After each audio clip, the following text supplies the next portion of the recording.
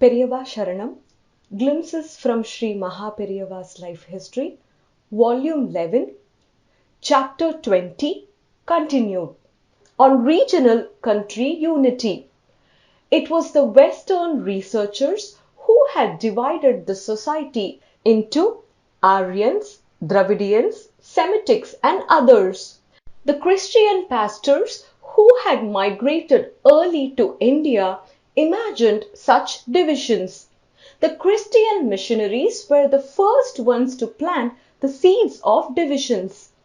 Leveraging the concept of division in society, they confirmed the authority over the people of our country.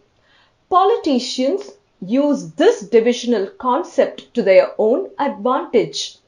Utilizing the strong cultural connections of India with countries from Egypt to Java, we should now build the relationships and unity with them. Realizing the truth behind this, we should also build fraternity and well-being amongst our various communities. We should not try to divide India into many parts based on petty differences in the worship of deities and languages. By reading wrong histories and creating false divisions, if people conduct protest with a political eye, the Asian region itself may break up into pieces. It might give way to a third party. It is noteworthy that Dr. Sukarno, representative of a Muslim country, has spoken so nicely about his country's culture and its commonality with our ancient culture. Likewise, we should revive our cultural connections with West Asian countries, develop peace and fraternal ties, and find ways for the unity of Asia and peace for the entire world. Author's note: what Mahaperiyava said here about Java is supported by the following statement made by President Sukarno himself. In an article in The Hindu on 4th January 1946, President Sukarno wrote, "In the veins of every one of my people flows the blood of Indian ancestors, and the culture that we possess is steeped through and through with Indian influences. 2000 years ago, people from your country came to Javadvipa and Suvarnadvipa in the spirit of brotherly love. They gave the initiative to found powerful kingdoms such as those of Sri Vijaya, Mataram, and Majapahit. We then learned to worship the very gods that you worship still, and we fashion a culture that even today is largely identical with your own. Later, we turned to Islam, but that religion too was brought by people coming from both sides of India. Manu has made mention about Chinese, Persians, and the Greek and others. He has said that they all have the characteristics of Kshatriyas. We can befriend them. Instead of sending political delegations from India to foreign countries, we can send cultural delegations to develop unity and mutual respect.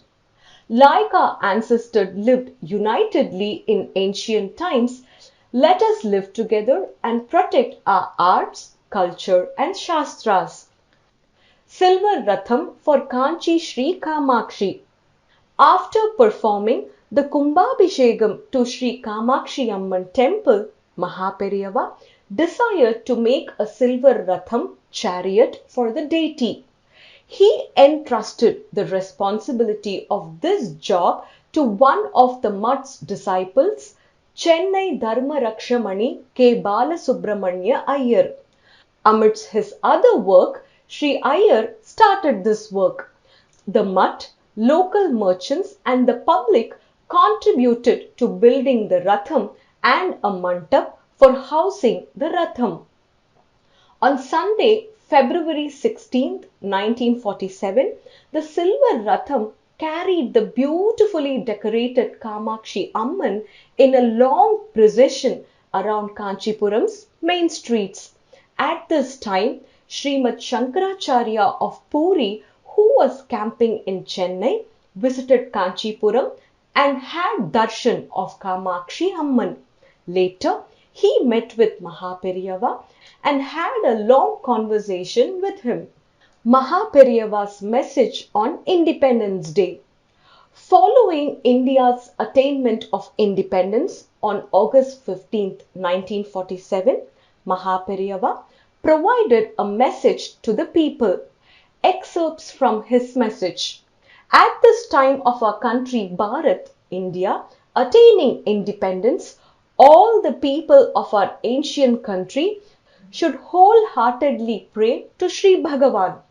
Let us pray to get more mental strength and wisdom. Only with Almighty's grace we can safeguard our freedom and help all those with worldly vision to lead happy lives in this world. Fortunately, the placement of Bhagavan's chakra wheel right in the center of our national flag is praiseworthy.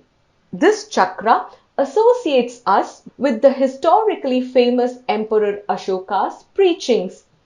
It also engages us in religious thoughts related to Srimad Bhagavad Gita preached by Bhagavan Sri Krishna. Since Sri Krishna Bhagavan says in Bhagavad Gita's chapter 3, verse 16, Evam Pravartitam Chakram, thus established by the Vedas, we may take that Dharma shines in the shape of Chakram.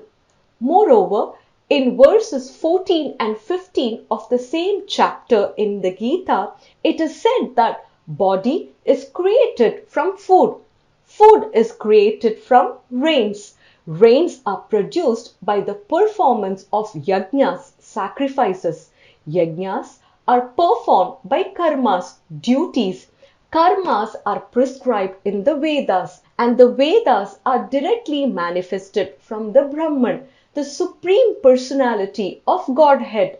So, this unique Ashoka Chakra is the Dharma Chakra that provides us with several explanations, beginning with the remembrance of the great Emperor Ashoka and the grace of God. Let this independence provide us with 4 key benefits to life: Dharma, righteousness; Artha, material wealth; Kama, happiness; and Moksha, the ultimate goal of liberation. For a long time, this country has struggled to get freedom. This freedom was achieved out of God's grace, blessings of Mahans, saints, and incomparable sacrifices of the people. Let us pray to the Almighty to bless us so that this freedom helps our nation to become prosperous and its people remain united and live with love. Following the independence of the nation, we should also try to achieve independence. Only when we fully know ourselves, we can attain personal freedom. Our mind does not get controlled by our senses. We are unable to control desire and anger. These 2 emotions constantly trouble us. We are unable to remain contented no matter how much wealth we get. We do not get free from worldly sorrows. Looking at sorrows, our mind gets disturbed. What is the solution to this situation? Our mind should be brought under our control. We should try a step-by-step approach to control this active mind. Once we have controlled the mind, we need nothing else. That is the complete freedom that we should get. Every day, please keep your mind calm without any distractions and meditate on the God. By doing so, the mind will gradually become calm. This is a method to control desire and anger. By practicing it in steps, one can get self-realization in due course of time. Such a person who gets undiminished wisdom is the one who is really free. Respect other women as mothers. Respect other lives as your own. Speak the truth even when life is under threat. Stop communal fighting completely. Everyone must work hard to gain knowledge and spiritual progress. Love all and wish everyone to live happily.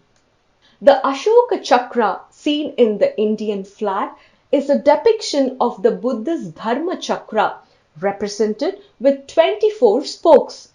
It is so called because it appears on a number of edicts of Ashoka, most prominent among which is the lion capital of Sarnath, which has been adopted as the national emblem of the Republic of India. To be continued, Periyava Sharanam.